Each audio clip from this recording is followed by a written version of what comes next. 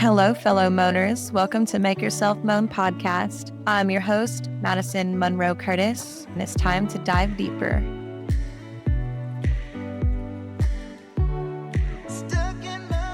Welcome. Oh, there's so much pet hair on this microphone. Whoa, can you see this? Journey, who's sitting on the couch across from me, this is partly because of you. Look away. It's fine. Whew.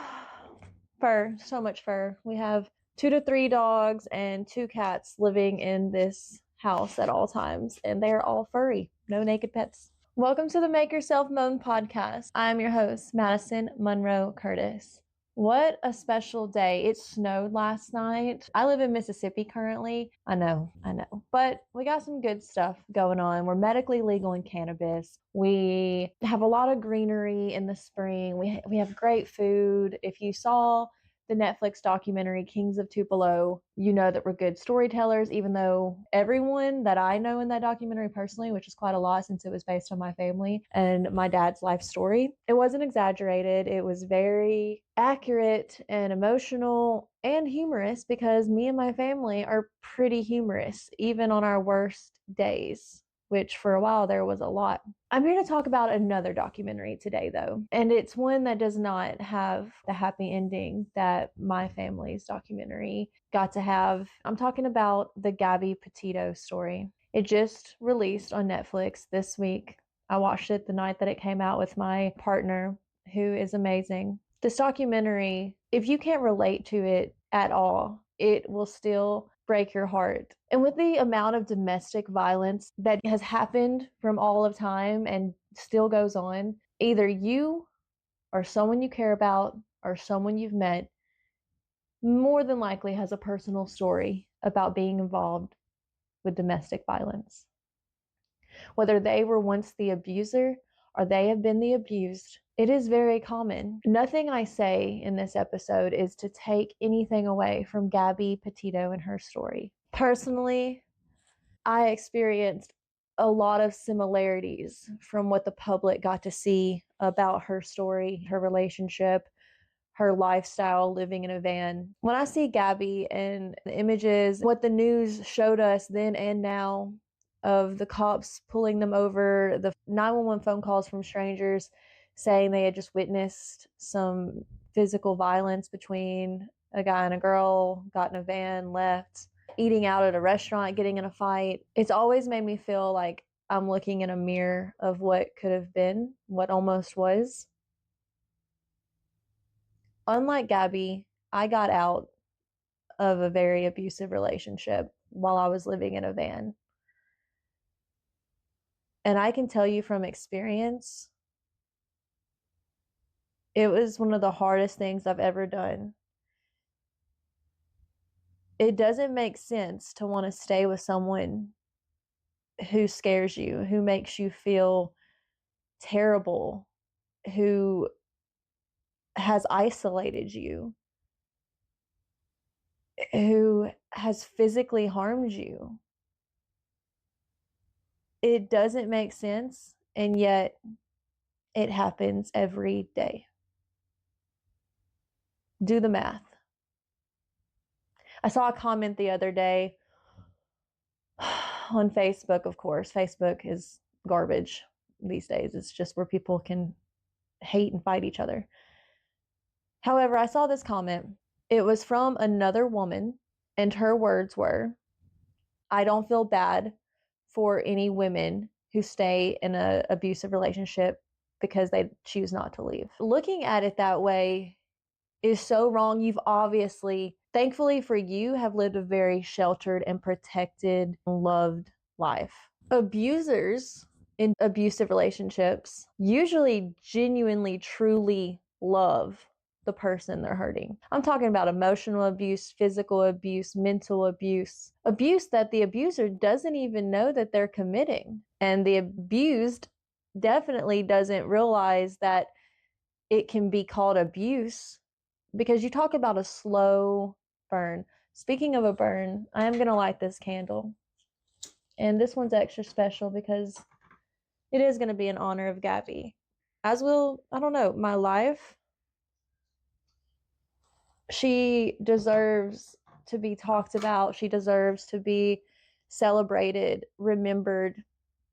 And I know people have changed their life thanks to her and her story getting out. Like I mentioned, I was already out of my abusive relationship, but even I, after surviving and getting out, I went back not to date him, but I believe we had sex a few more times if I was feeling really lonely and in my van in a parking lot, and he brought me Starbucks, something he never wanted to do there for the last year or so of our relationship, but he would just show up outside my van with Starbucks every day.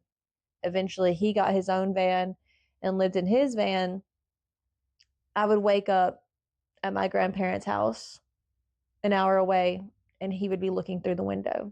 Behavior like that is not only not normal, it is not healthy. There are obvious boundaries that you shouldn't have to tell somebody it's not okay. It is not okay to read someone's journal. It is definitely not okay to then fight and harass and break down doors to get to the person, to yell and fight with them because of what they wrote before you even met each other, or what you wrote while dating. So what?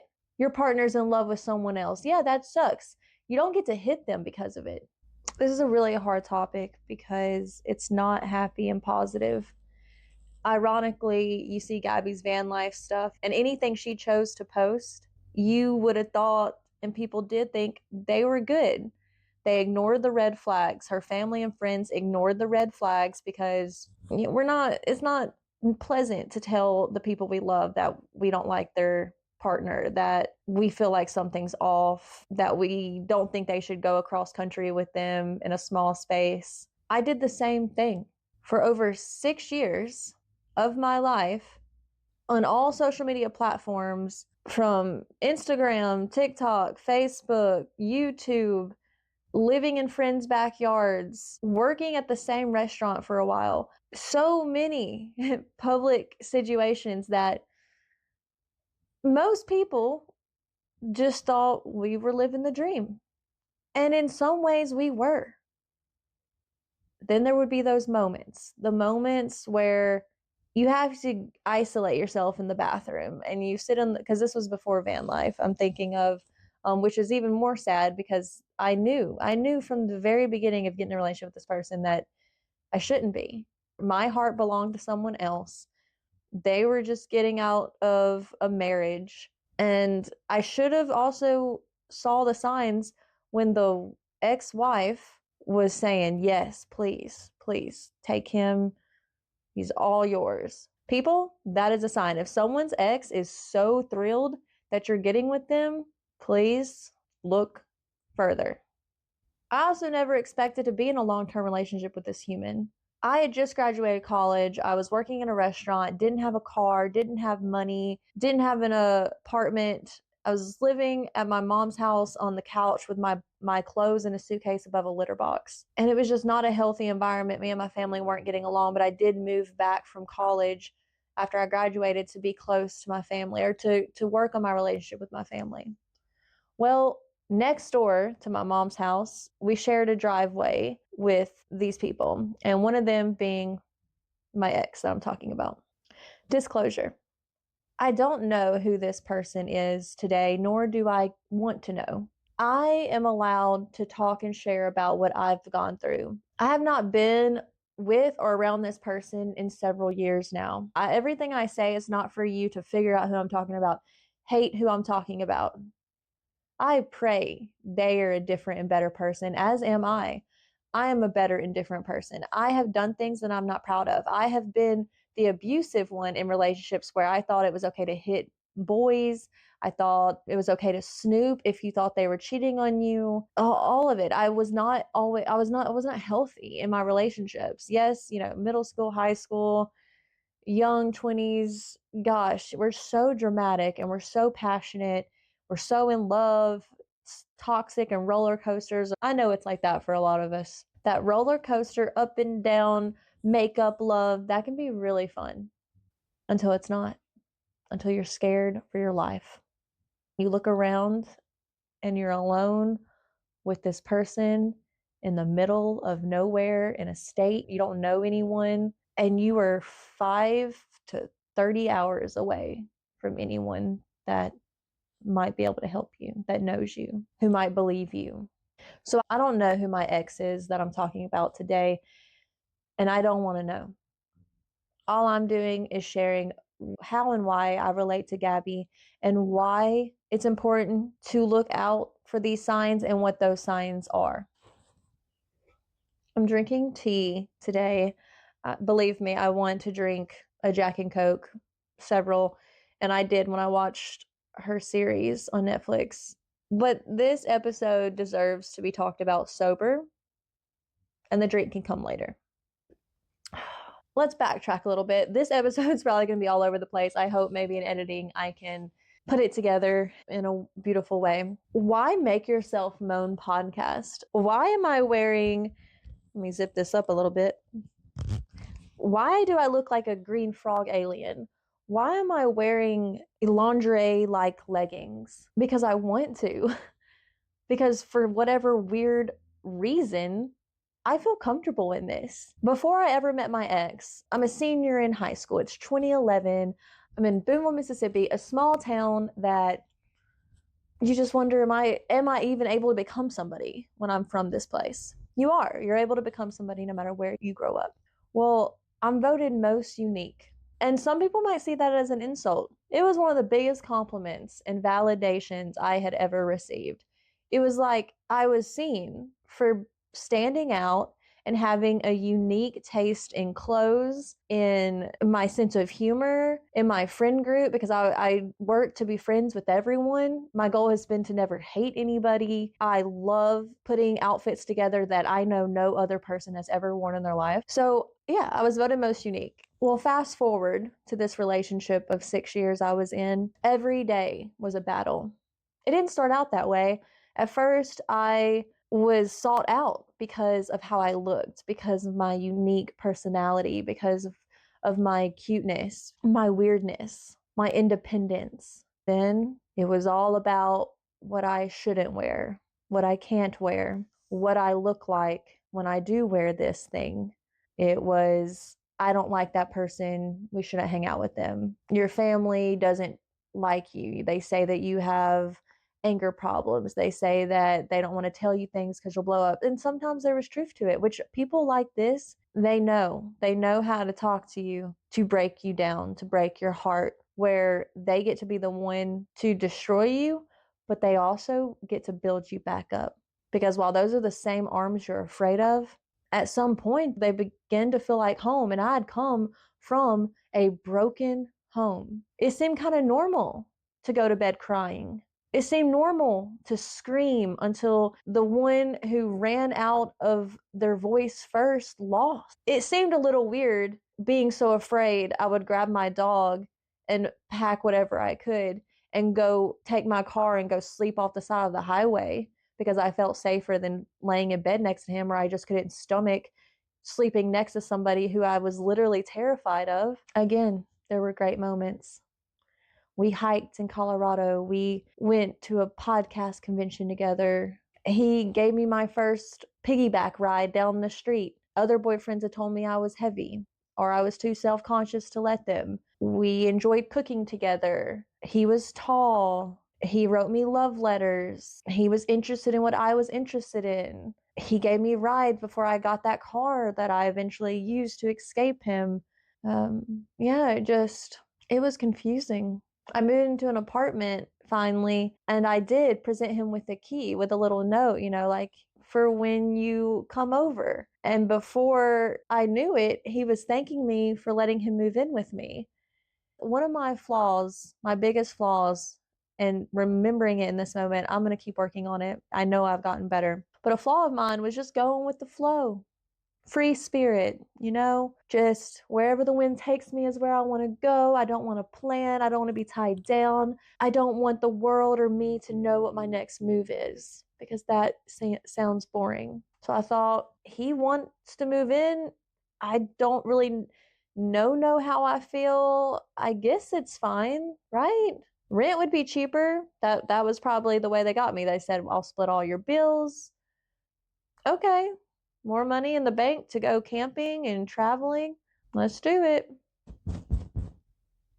The last text message Gabby sent to her mom, was it her? Was it, we're going to call him BL because he doesn't deserve to have his name spoken any longer. BL, was it BL using her phone after he had murdered her, texting her mom to help with his alibi? Or was it her? Was it the last thing she ever said to her mom boldly, which was, he said the van can be mine if I pay him. The mom says, are y'all breaking up? She says, no, but I just know I can make more money as a solo female van lifer. I relate to a lot because I let this human be with me in my school bus life and my van life for so long. And I always knew I could do it without him. But pulling the trigger on that was hard because I wasn't just deciding to do it alone. I had to kick this person out of my life that had molded to me. We shared a storage unit. We shared my car. We worked at the same job. I got him the job. I got the loan for the bus. I got the loan for the van. It was my car, my apartment, all of it. But it was his life too now.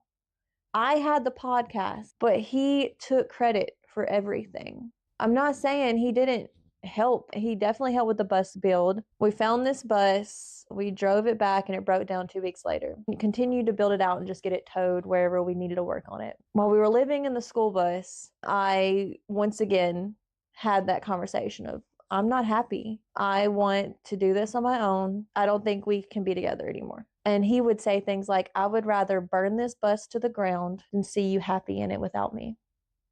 It was things like that that, doesn't leave you. And I knew, this is weird. I can't trust this person. I can't build a life with this person. I can't commit to a future of van life, bus life, schooly life with someone who at any given moment could get upset at me and burn it all to the ground. And because they've lived with me from day one on this specific adventure, I thought they had a right to do that. So I sold the bus and split the money down the middle. He kept wanting me to give him all the money and then he was going to split it with me. And I just knew. I went to a public place, a Walmart parking lot. I opened the envelope, counted it in half, gave him his half, and said, go start fresh, go do your thing. I buy a van. I go to Asheville, North Carolina for my first van life rally. Amazing, life changing. Did it all by myself with my dog, Willow. Well, he had kids that he didn't see very often that I cared about because they had been in my life for a few years and they were really close to my youngest brother. Well, I was in North Carolina living my dream life, literally. And I remember messaging him saying, on my way home, I think I go through Kentucky and you could see your kids. Maybe. I'm going to go to dinner with some friends. I'll call you afterwards and we can talk about if that's something we may decide to do. You fly out here, I guess, and maybe ride back with me and we can see them on the way back because I know how important it is for them to see you. And for years up until that point, I had been the reason they would see each other for dinners at our apartment, for random little trips. My mom would pick up his kids and take them to the park, and he wouldn't care. He wouldn't go meet them. He was tired or wanted to play a video game. I get done with dinner and I see a text message from him and it says, I bought a plane ticket. I'll be there tomorrow at 8 p.m. or something. And I call him like, what the F? That wasn't at all the plan. You went behind my back. He's like, oh, well, my mom offered to buy the ticket and pay for gas. I'm like, well, you're driving my car. What are you gonna do in my car? I'll drive it to the airport and I promise to pay for parking. A few years later, I got a parking ticket, something that he hadn't paid for. And it was always like that. But I'm to blame too. I had opportunities to leave. There were times I had people help me pack up everything I had and leave my space. But then you sit there alone at night, like Gabby did, I'm sure, when the cops took BL to the hotel for him to stay the night, and then she was supposed to stay in her van. And that night they were back together, headed somewhere else. When something's your norm and it all of a sudden changes, you feel completely lost. You feel abandoned. And if you can at all change that and it feel normal and homey again, you're going to likely choose that. So in the times I did escape, I would just sit there. Maybe I made it a day, maybe I made it 2 days, and I would just look at the ceiling. And in that moment, I had chosen to leave my boyfriend, because that's what I called my partners at the time. I'd left my boyfriend, lost my best friend, lost my dog's dad, because that's what we referred to him as. I lost like that security blanket, like that Charlie Brown character that takes his dirty blanket everywhere. Even though I wasn't happy when I was with him so often, I didn't know how to feel or be happy away from him. And that's the thing with breakups, whether they're abusive or not. You just gotta get through those hard days where the loneliness is like an avalanche caving in on you and the silence is deafening. Your entire future, you don't see it anymore because everything you had seen probably included them. And so now you're going to rewrite it. In those first days, weeks, 3 months, it can seem impossible. But then, just like when you go to the gym consistently for several months, you wake up that one day and you look in the mirror and you are impressed. You look at yourself and you think, I am freaking sexy. Wow, that worked. Same thing in leaving a relationship that is no longer serving you. You wake up one day, the timeline is different for everyone, and you are happy. You're relieved. You feel free. You start dancing again. You start humming. When's the last time you broke out into a random song? If it's been a while, are you happy? Do you feel safe? On July 2nd, 2021, Gabby and BL go from Florida to Gabby's hometown so she can visit her family before her and BL take off on their first real van life adventure, only to be murdered the very next month. She disappeared on August 27th in the Teton National Forest. There is a phrase every van lifer says in a post. It's, we bought a van, or I bought a van. It's one of the most exciting days of your life. I am so sorry, Gabby, that you were taken from this world. I bet BL didn't really mean to kill you. Maybe he did, maybe he didn't. To everyone out there, a lot of times the abusers that get to the point where they kill their partner, if you break it down, yes, they did the worst thing imaginable. But there was hundreds and thousands of little moments probably before it got to that point. We have to look at the signs. Are we fighting often? Do we fight? You don't have to fight. How are you fighting? What are you disagreeing about? Are they trying to be controlling? Are you matching them and trying to control them too?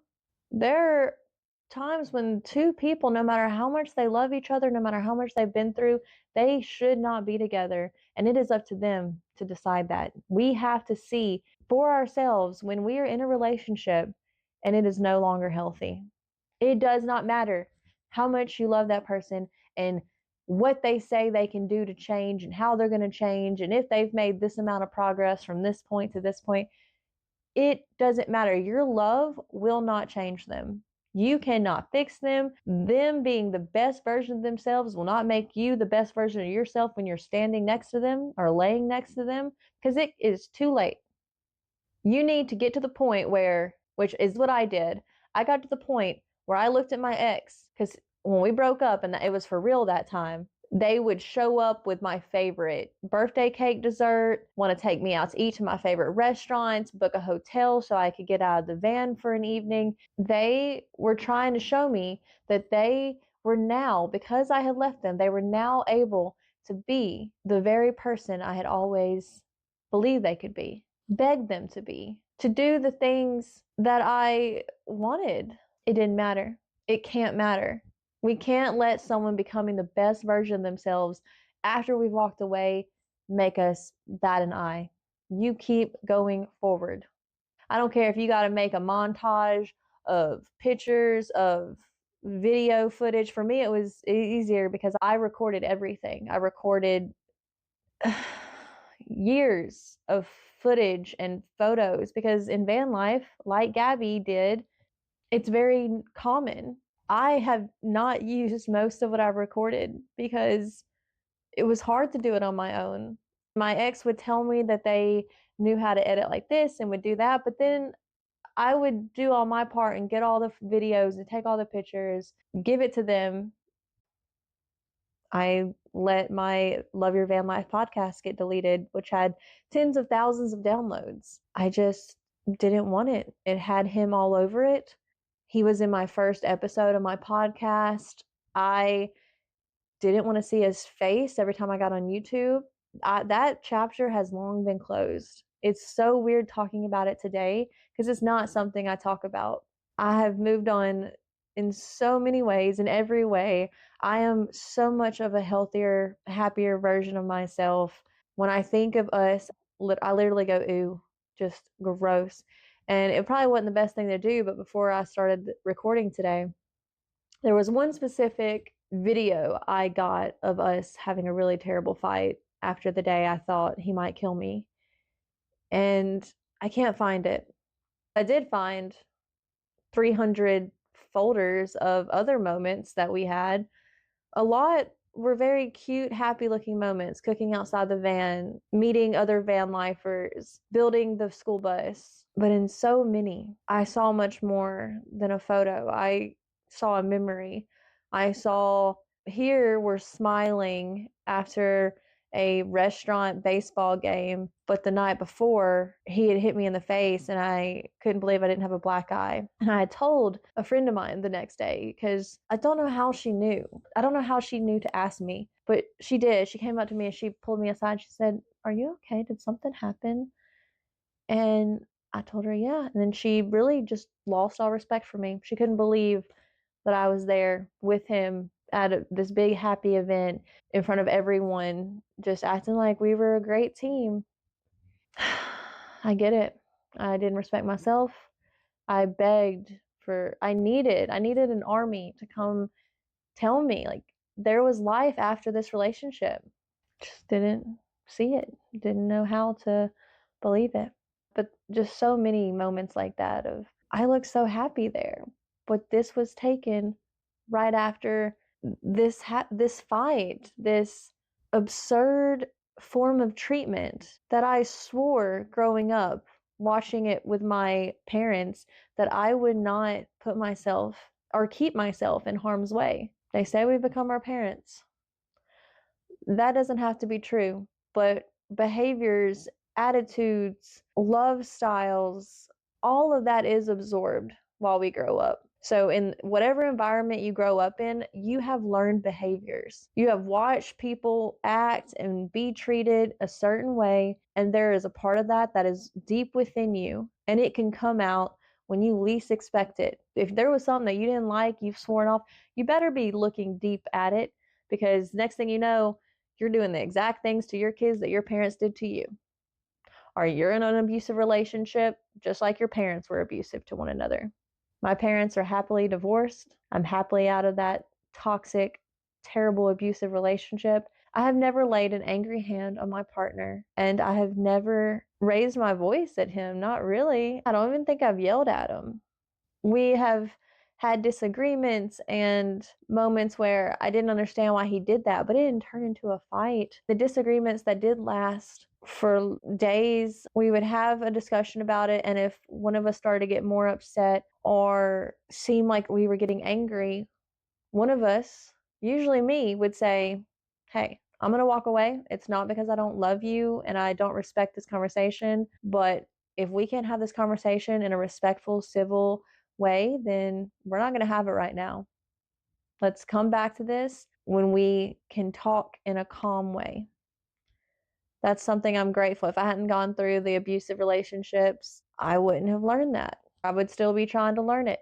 I believe I would have learned it eventually. There's no point in screaming and fighting with each other or chasing each other down. If they wanted to, they would. One person's I'm not ready is another person's I knew the moment I saw her, or him, or them.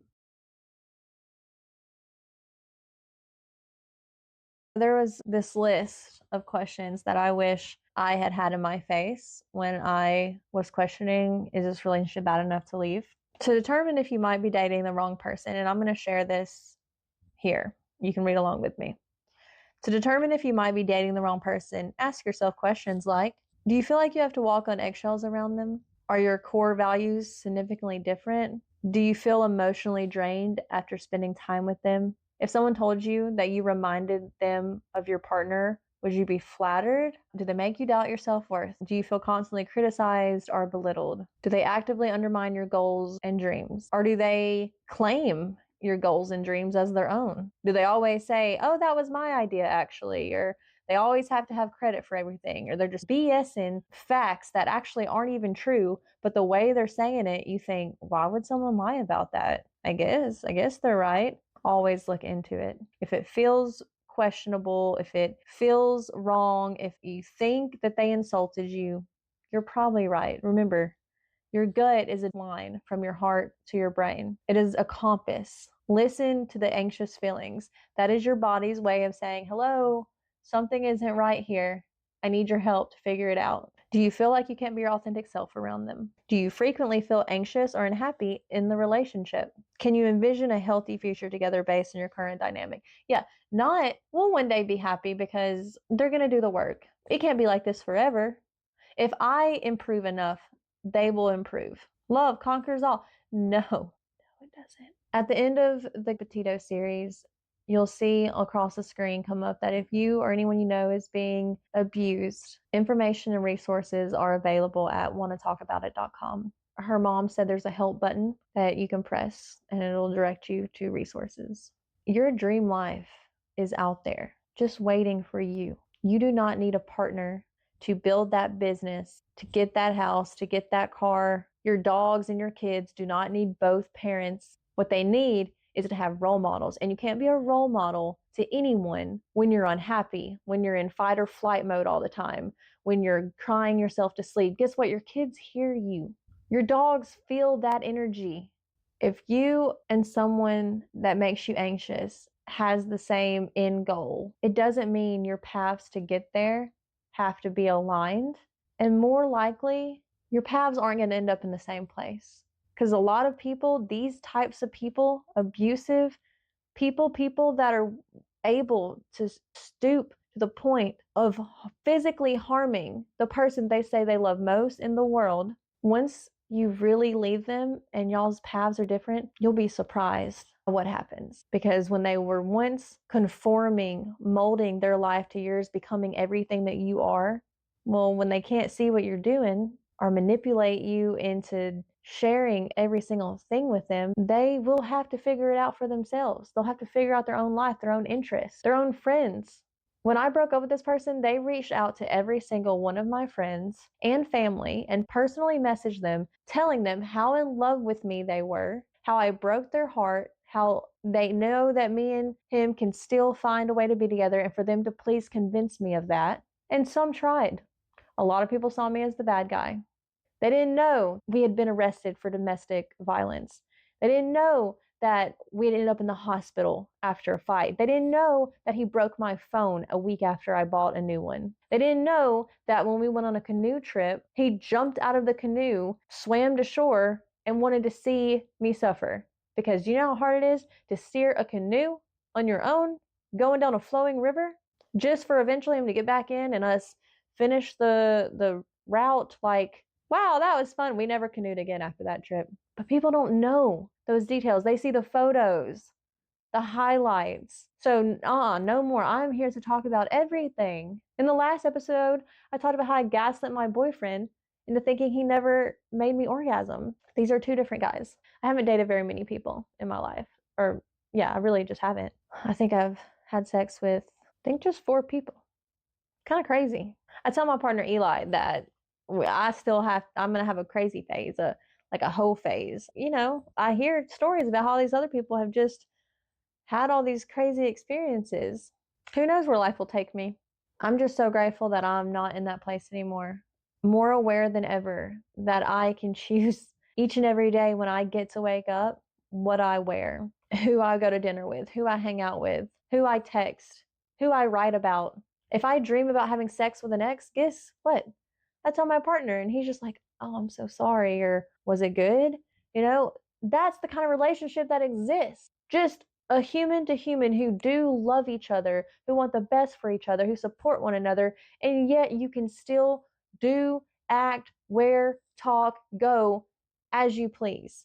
Because they understand that they don't control you, just like you understand you don't control them. Every decision you make or don't make has consequences. If you're not respecting and honoring, being loyal, truthful, and acting within the understood boundaries and dynamic that you two have set each and every day, if there's something that you want to explore further, talk to them about it first, because that's just respect. If you don't want to talk to anybody about what you want or how you feel or how you're not getting this and you want that, or you're not satisfied, if you don't talk to them about it first, then it's going to feel like you're lying to them.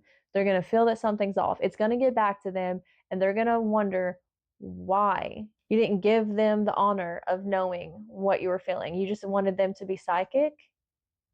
You want your partner to be psychic? Well, that's never going to happen. There might be psychic people out there, but I've never dated one. I thought they were, but turns out they were just reading my diary. Gabby Petito released one van life video. She did that within a month and a half of her traveling. One van life YouTube video. That's really good. That's a really good timeline. I posted a handful and started a podcast and did a bunch of stuff in the years I was on the road. And I still feel like I didn't post a tenth of what I wanted to and had planned to, because editing takes so much time. Before her murder, her video had less than 500 views, and now it has over 7 million. She was and is a light. I never met her. I didn't even know about her until her face was on the news. And the way it affected me, you would think that we were BFFs and knew each other on a very personal level. We didn't. I wish we had, because what a blessing she seemed to be, and her energy, and there's so much I can relate to. The fact that she recorded and posted and captured while being told she wasn't good enough, that she was going to be a failure, that she needed to stop, that she was being ridiculous to think that she could make a successful career out of vlogging. She says that. She says that BL didn't think she could do it, and that they were always fighting because she was taking the time it requires to do it. Yet in the shots, he was sure happy to put himself out there and even tell her to say it this way. It's her vlog. It's her van. Guess who was driving her van all the time? Him. Guess who drove her van, used her debit cards, and was texting off her phone pretending to be her after he murdered her? Yeah, her happy partner that you can see in the van life video she posted. Go watch her YouTube video, her one and only. Go look at her Instagram feed, at his Instagram feed. Look at the captions of them being so madly in love. But look further. Look at it and realize his hands strangled her until she couldn't breathe anymore. It can be both. It was both. It happens all the time. You think you're confused about how can that become that? We're confused. She was confused. I was confused. How can they hurt me and then write a love note like I've never been wrote before and tell me how deeply in love with me they are and describe in a way that no one else has ever said this to me? You remember that thing I told you on our first date? I guess it is love, and maybe this is just what real love is like. It's a little dangerous. Tell me, comment, send me a message. Find my Instagram at Madison Monroe Curtis, at Make Yourself Moan. My email is makeyourselfmoan@gmail.com. Write a comment in the review section. I want to hear from y'all. Do I sound crazy? Are you one of those people that think people are stupid who don't leave an abusive relationship day one because that's the obvious thing to do? Have you found yourself in one of those relationships for years? Did you barely escape? Do you know someone who didn't escape? Because there are hundreds of people, there are thousands of people still missing. And like the documentary, and I remember being on the news that there was controversy of it's yes, we want to find her, or yes, her story matters. But as a white female, she seems to get awfully a lot more attention than the indigenous people, the people of color that have been missing for years, days, weeks. I can't speak on the reasons. I'm not denying that that happens, but I do really appreciate how her parents went about it once they heard the numbers. They didn't know. Unless you know one of the people that are missing, and unless it was broadcasted all over the news, you probably haven't heard of it and you don't know. You don't know to care. The information's there, the numbers are there, the names are out there, their pictures are out there. We can do more to help people, whether it's someone in our family, ourselves, a stranger. If we're sitting at a restaurant and we see a couple fighting, what do we do? Are we that person that ends up on the news having called 911 trying to help? Do we slide them a napkin with a website on it, the wanna talk about it.com website?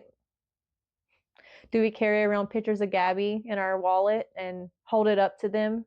There's been men murdered from their psycho girlfriends. This is not a sexist. There are not more abusive men than abusive women. And I know some people argue about that with me. I just say that because it doesn't matter. Abuse is abuse. And there's got to be more that we can do when we see the signs. My family all wanted to be best friends with my ex until I started talking. And then they started agreeing and saying, I mean, I never liked them. Or, I mean, I saw that from a mile away, but you just seemed happy. Oh, yeah, they messaged me this and I thought it was weird. Or, hey, remember that time that it was Christmas morning and y'all had a big fight on the side of the highway and then y'all showed up and you had been crying for hours, but we all just went about our day. You know, don't mess up Christmas morning.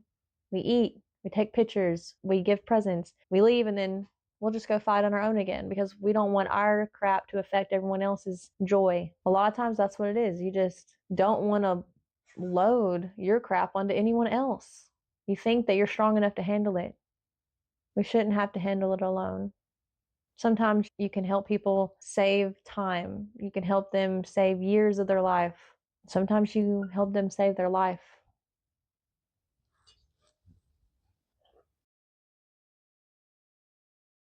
What is abuse? Some things that I wish I had paid more attention to in the beginning stages of our relationship was when you're in the car with them and they're starting to get upset and then they start driving recklessly. They get upset and they jump out, moving, not moving. They jump out and they go running off. Now it sounds silly to me, but what do you think you do in that situation? I, multiple times, search for them for hours, driving up and down streets with their kids by myself, like calling, please be okay. And then them on the other side, either not answering the calls or threatening to end their life, telling me it's all my fault, that if I hadn't made them upset, they wouldn't be doing this right now. I'm literally shaking, remembering that our body remembers and holds trauma.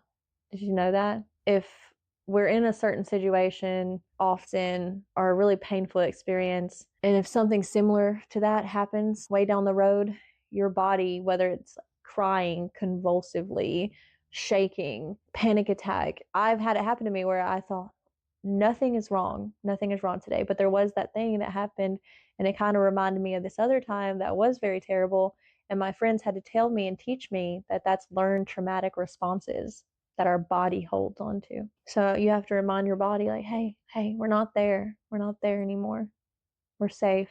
Trust me, I'm not going to put us through that again. Also, we've learned what to look out for. You find out they're reading your most personal, written, or documented moments without permission. They are always pressuring you to have sex and to do things so they can catch it on camera. That's just sketchy. Don't do that. There's so many things that I allowed myself to do for him to record because it just seemed like a way to make him happy, to maybe make us happier, to pretend like I was a grown up. I don't know all the reasons, but I do regret it. And I don't do that anymore. I mean, I will post scandalous ish photos of myself, but not the kind of stuff that he convinced me to take and do. Everything you think and say that you want out of life, and then they turn right back around and mirror you. I want to go to Africa and see elephants, and they're like,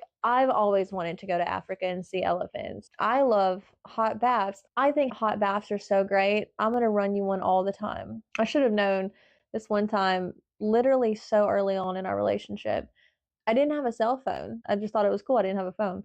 Well, I'd gotten this new job at the restaurant that he then eventually started working at. I was new, and the new girls went to this restaurant in town. I told my ex that I was going to go and have one drink, which I did. I had a beer. Well, when I went to close out my tab, the bartenders of the restaurant do this initiation thing where they want to buy shots for the new girls. So I don't know whether I said okay or it just happened. They're in front of me, and I always had this thing where it's hard for me to waste alcohol. I don't like wasting anything, including alcohol. So once they were in front of me, I thought, sure.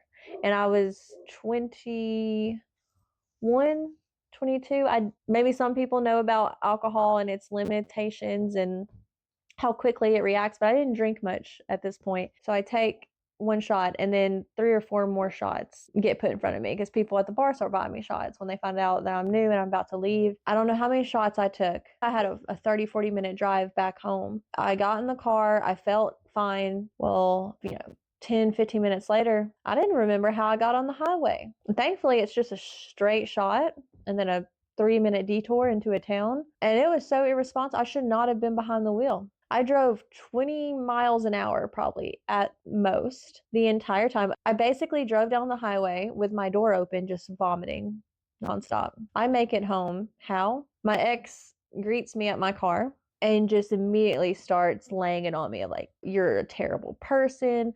What's wrong with you? I cannot believe you did this to me. I've been so worried. And I didn't have a phone. So yeah, I'm sure they were worried. But what is really weird was they come in, take a shower. Then they recorded me. I remember them having a phone and just recording me while I was in that state in the bathtub naked. And they're just like, you see, I told you so. You shouldn't have done that. How embarrassing is this of you? Look, how do you feel about yourself? And I just never forgot that. But I was with them 5, 6 more years. Should not have been. Their mom, I think it's very common for people that behave this way have crazy parents or a crazy mother is what I've seen. Mothers that are willing to lie for their children, like BL's mom, Gabby's partner's almost mother-in-law, wrote a letter to him that he was supposed to burn, and it said, if you need help hiding a body, I'll bring a shovel. My ex's mom chased me around a yard in her car. She talked about burning her house down. I feel bad talking about these personal stories, but it's true. It's my life, and I almost didn't survive their family, or at least those two. It's not okay. Criminal things went down. And if we had driven each other to the point where he successfully killed me, she would have been right there by his side covering it up. This is a really hard episode to give you. I'm proving to you that I am willing to talk about anything and everything in hopes that I inspire you to be able to do the same if you need to. I promise you it's healing. It is risky and scary, but so is keeping everything bottled up. So is staying in that relationship that you're not happy in, but it is just all you've known for so long. Life on the other side of that is amazing. And if you are thinking about leaving an abusive relationship, even if it is just emotional abuse, that can be just as bad. That is just as bad. Start doing everything in public. Start recording conversations. Find someone or multiple people that you trust and tell them that you're scared sometimes. Tell them that you have thoughts of leaving. Write a letter and give it to them to hide. Don't only live your life around this person because that's what they want. That's what they have orchestrated. Don't believe them when they tell you that your friends and your family are mistreating you or are talking bad about you behind your back to them. Why would they be talking to your partner about you all the time? Maybe what they're saying is what they're saying is probably believable. It's not the whole truth, if it's even true at all. Start making friends. Start going out. Wear what you want despite how they feel about it. Find yourself again. Thank you so much for your time today. I do recommend watching the Gabby Petito series on Netflix. It's powerful, it's real, it's not often that someone gets murdered and then you have access to their hard drives, all their personal footage. It's a very unique but common situation. And because of what she went through, we can't ignore domestic abuse. Her story has awakened the world at what to look for, how it can look like the happiest relationship and then it end tragically. It's out there. Go watch it. Tell me what you think. Message me. How did it make you feel? Please. I hope it only continues to go on and save people, to give people that strength they needed, that extra push they needed to leave that bad relationship, leave that dangerous person that's been controlling them, been manipulating them, gaslighting them. They don't have to be all bad to not be good for you. My name is Madison Monroe Curtis. Thank you for coming to my podcast, Make Yourself Moan. And I hope you have a beautiful day. Don't be afraid to get deep. What else are we here for but to be all in? Thank you for tuning in to Make Yourself Moan. Remember, self-love and raw truth are your power. So keep diving deeper and turning up the volume on truth and healing. Until next time, I'm Madison Monroe Curtis, sending you love and loud moans of confidence. If you feel led to, please follow me, like, subscribe on all those socials. I'd love it if you send or email me any and all topics on your heart and brain, and let's unravel those together. Until next time, just keep moaning.